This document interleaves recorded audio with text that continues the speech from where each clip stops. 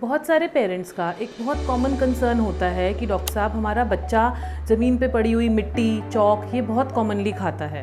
तो पेरेंट्स, ये एक बिहेवियरल डिसऑर्डर होता है जिसे हम साइंटिफिक लैंग्वेज में पाइका बोलते हैं।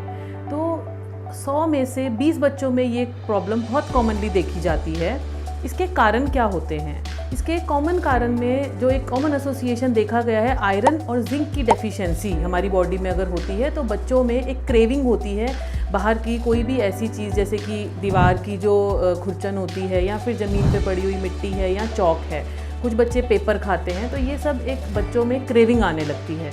इसके अलावा कुछ न्यूरोलॉजिकल डिसऑर्डर्स जैसे कि स्किज़ोफ्रेनिया, डेवलपमेंटल डिलेज, इन सब में भी बच्चों में देखा गया है कि उनमें इस तरीके की टेंडेंसीज बढ़ जाती हैं। अब ये खाने से प्रॉब्लम क्या हो सकती है? ऐसे में बच्चों के अंदर जो मिट्टी के अंदर कीड़ों के अंडे होते हैं वो जाने से वर्म इन्फेस्टेशन यानी कि पेट में कीड़ों की प्रॉब्लम हो सकती है। उसके अलावा बच्चों में लेड की पॉइजनिंग हो सकती है, या फिर जब नॉन न्यूट्रिशियस सब्सटेंसेस बच्चे खाते हैं तो वो न्यूट्रिशनल चीज़ों को भी कम खाते हैं।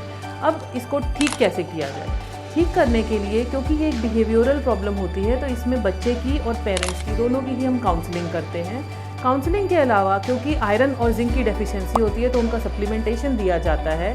कीड़ों से बचाव के लिए डीवर्मिंग की जाती है। और अगर ऐसा लगता है कि बच्चे में कोई न्यूरोलॉजिकल इशू है, 3 या 4 साल के बाद भी बच्चे ये सब चीज़ें कंटिन्यूसली खा रहे हैं, तो हमें कई बार डेवलपमेंटल पीडियाट्रिशियन या फिर साइकेट्रिस्ट की भी हेल्प लेनी पड़ती है। तो अगर आपके बच्चे में इस तरीके की कोई भी लक्षण हैं तो आप अपने पीडियाट्रिशियन से मिलके बच्चे की डेफिशिएंसीज़ को ट्रीट करवाएं और फर्दर मैनेजमेंट जानें। Thank you.